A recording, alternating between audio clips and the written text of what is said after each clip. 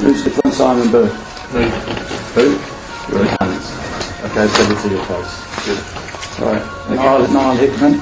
Sleeve. Fucking out of order. Absolute fucking out of order. Later, Orient hit a 6, but Locke Pires pulled the ball back for Harry Baker. The Football League season starts in just 2 weeks' time. This is what Newcastle United were now. Forget the glory days of Joe Harvey, the cult heroes like Gazza and Waddle. They're loving it so much until you're red in the face, like Keegan or the Robson wonderland. This was the Mike Ashley era, a time that nearly killed the club.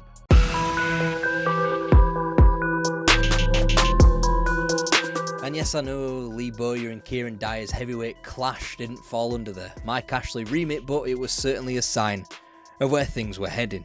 Any slender chance of success in the 2004-05 season under Graham Souness was ruined by that little fight. Both Bowyer and Dyer would be suspended for the semi-final of the FA Cup against Manchester United in Cardiff. Tries to get it in early this time. Van Nistelrooy. Ronaldo's cross. Scores! Oh, got to be Van Nistelrooy. Van Nistelrooy again. And one win to end the season confirmed a lame 14th position in the Premier League. Souness wouldn't last the subsequent 2005-06 season, but he would oversee the hemorrhaging of players made by Bobby Robson in Jermaine Jenas, Craig Bellamy and Laurent Robert, whilst bringing in the likes of Emre, Michael Owen, Albert Luque and signalling the return of Nobby Solano. In the end, it wasn't Souness that was the St James' saving grace, but Glenn Roeder, who manufactured an unlikely 7th place from a fine end to the 2005-06 campaign. Roeder then opened the chequebook up for sound signings in Chelsea's Damien Duff and Inter Milan's Obafemi Martins, only for a mediocre mid-table finish of 13th place to be deemed not good enough. Then again, Sam Allardyce was available after leaving Bolton Wanderers, and if he could take the little old trotters to the blink of Champions League qualification for fuck's sake, then what on earth could he do for Newcastle?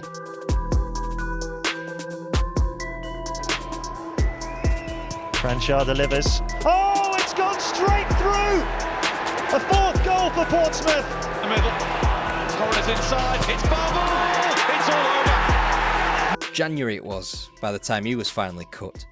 Whilst Allardyce was quick to send a trio of United players down to Upton Park in Scott Parker, Kieran Dyer and Nobby Solano, he seemingly had improved upon the squad to the tune of Mark Viduka, Alan Smith, Jose Enrique, Joey Barton and Jeremy, as well as a deadline day Senegalese double of Abdoulaye Faye and Habib Bey that screamed Bolton Wanderers cult Barclay heroes.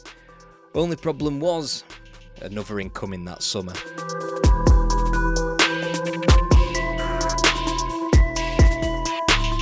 Sorry, that'll be the last time you see that little weapon in this video, don't worry, but I am obliged to tell you, as if you'd forget, that Mike Ashley acquired the totality of the club in dribs and drabs over the summer of 2007. It's been an incredible few days. An entire city and its people rejuvenated. A football club ready to be revived by the return of one man. And yes, Guy Mowbray, they might well have been revived had the club been built on more solid foundations and a hope, a prayer and a transparent attempt by a new owner to get the club supporters back on board. And he's in on goal! And Andy has finished it! And he has his first hat-trick for Aston Villa! I think I've paid him now. Zaha!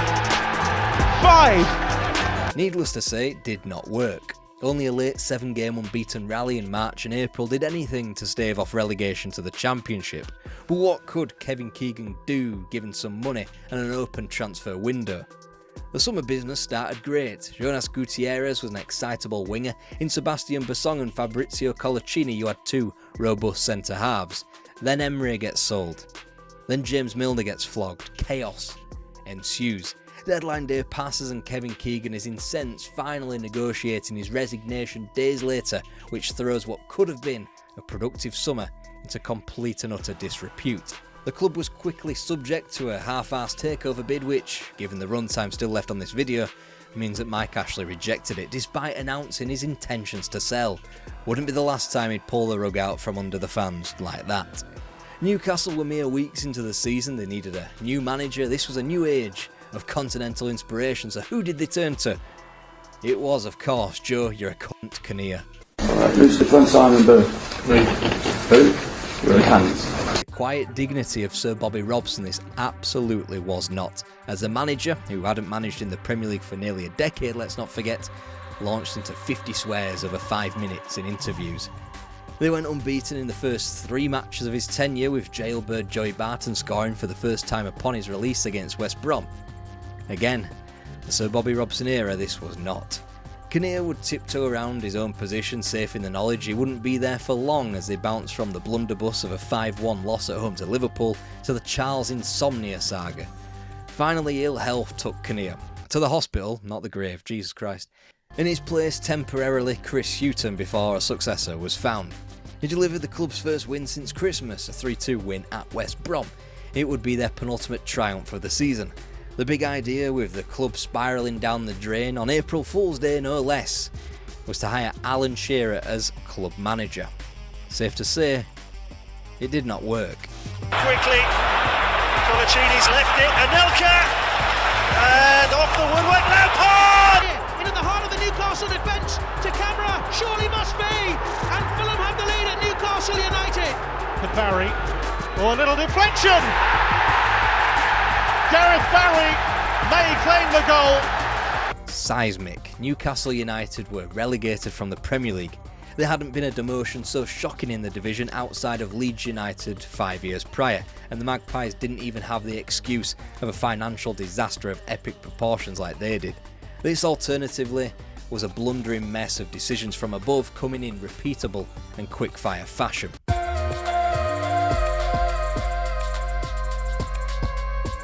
Well, back on these shores, a near full-strength Newcastle side was soundly beaten 6-1 at League One Leyton Orient. Orient took the lead after just 3 minutes. Sean Thornton whipped in the free kick for Jimmy Smith to score. What, and I've got to stress this, the fuck? Players were told if they didn't want to be here, they were told they needed to leave. Viduka, Owen, Martins, Basong, Bay, Duff, Jeremy all said, alright, go on then, and took them up on the offer. Thankfully, the club's form wouldn't go the way of Brisbane Road in that absolute mental pre-season friendly in July of 2009. Guthrie. Carroll. Oh. He's the better of him. Flick from Guthrie. Bardnall, what a lovely ball in for Routledge. It's great from Newcastle.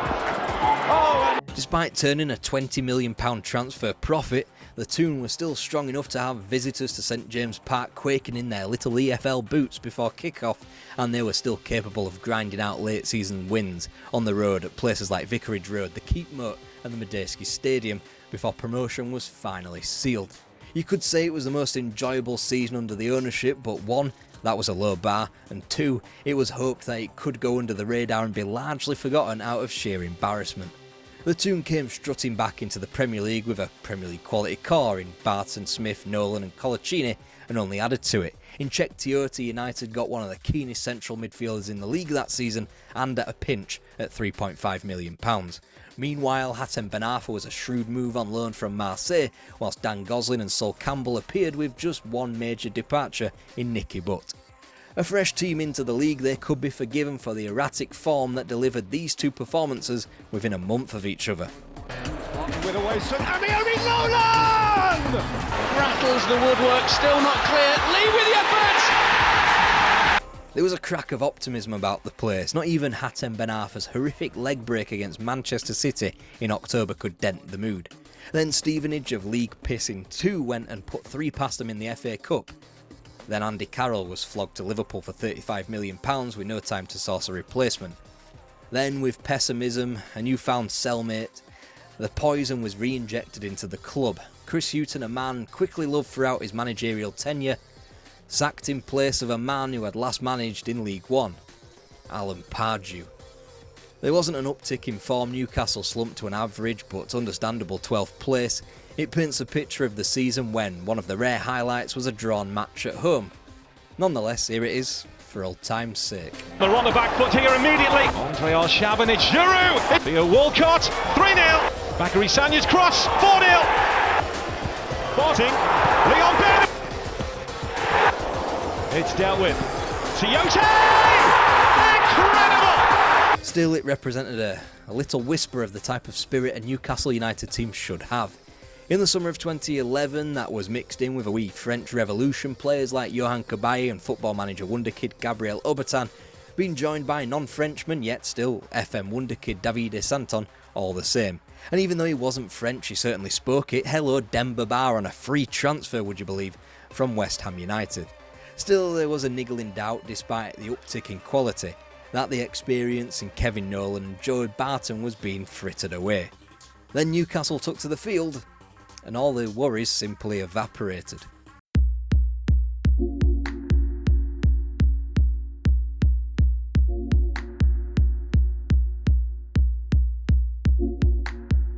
A settled team selection led to an unbeaten first 11 league matches and third place by bonfire night. Whilst it wasn't Kevin Keegan style football, it was getting results. And whilst a turgid spell heading into Christmas could be blamed on a glut of defensive absences, the new year of 2012 was introduced with the sweetest victory imaginable.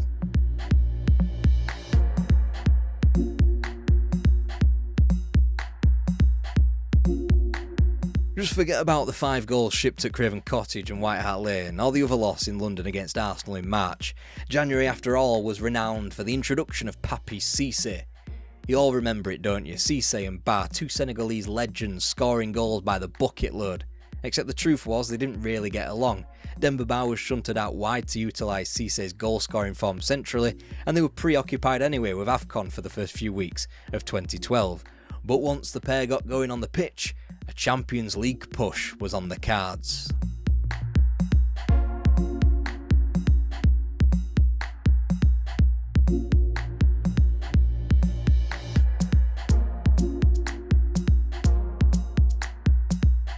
Ultimately, Newcastle fell short.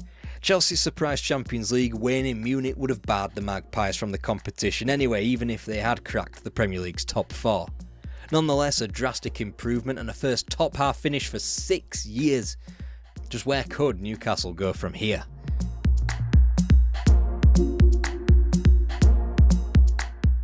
Europe again, a Premier League not governed by a strict top 4 anymore, and plenty of chances for Newcastle United to reinforce themselves as a successful club again. Did Newcastle United capitalise? Did they fuck? The beginning and end to the club's transfer business was Vernon Anita from Ajax for £6.7 million, whilst breaking even through the departures of fringe players Leon Best, Fraser Forster, Alan Smith, Peter Lovenkrands and Danny Gouffry. For an already thin squad, the embellished Thursday pattern of Europa League games being introduced into the schedule was a disaster. Still, at least the fans had a European expedition to shout about.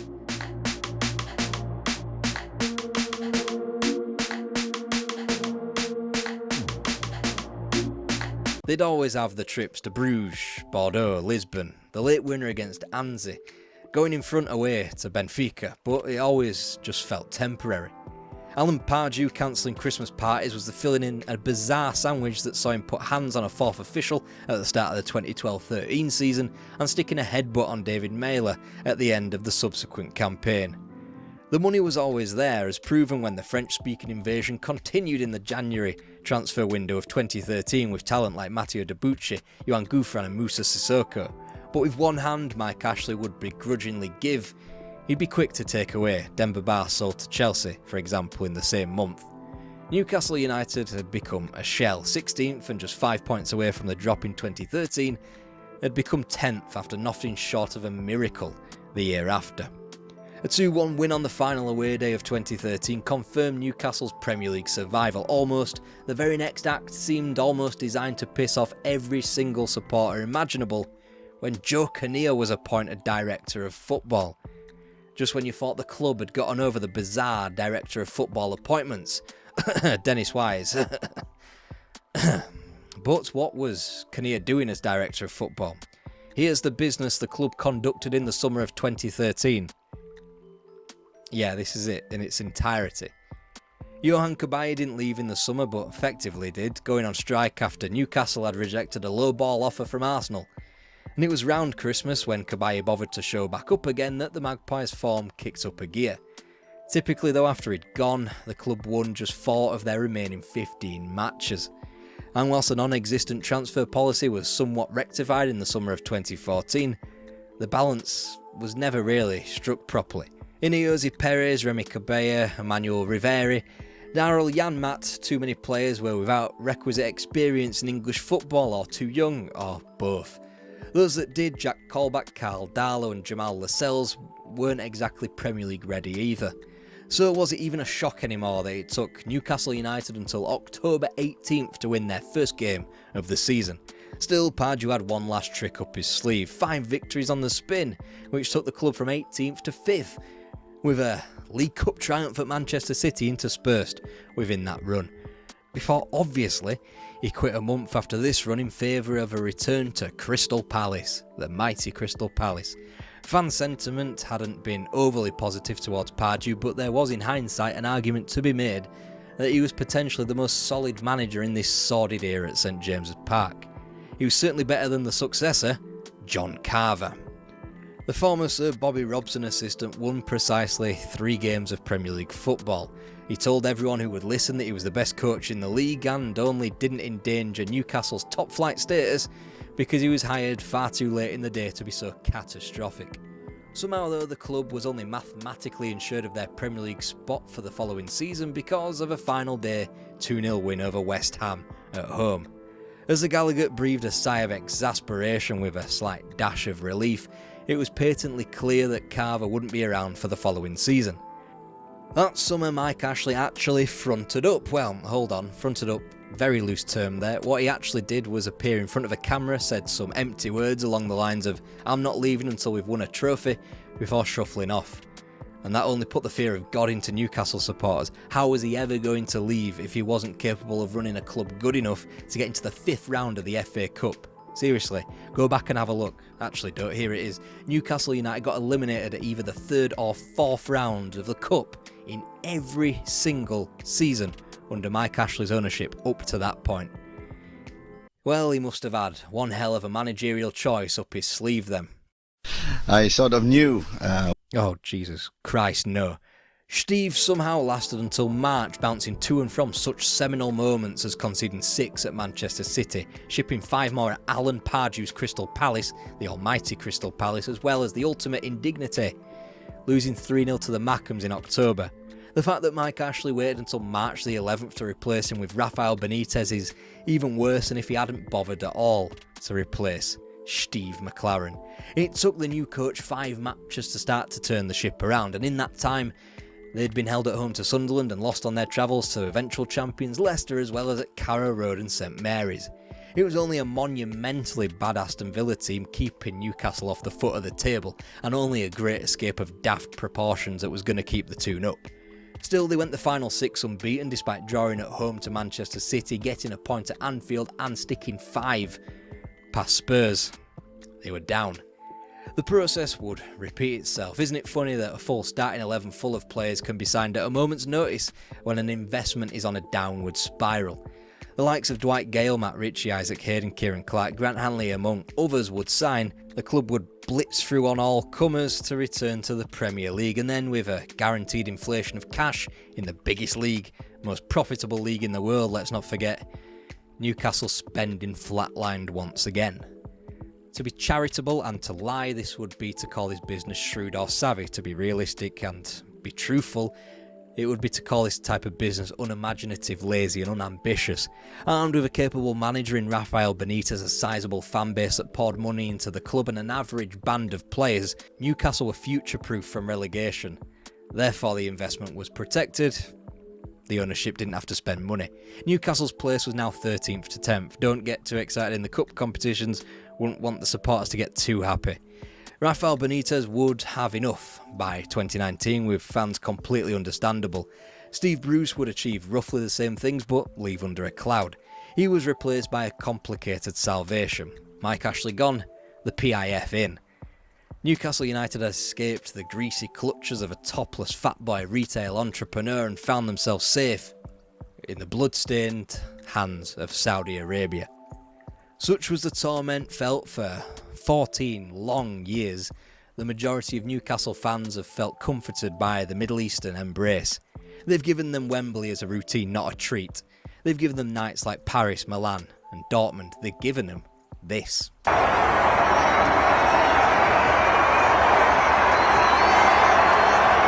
And after years in the wilderness where not even Sir Bobby Robson or Kevin Keegan could grab them a trophy, it's very hard to blame Newcastle fans. Speaking of those days, reminisce about them here.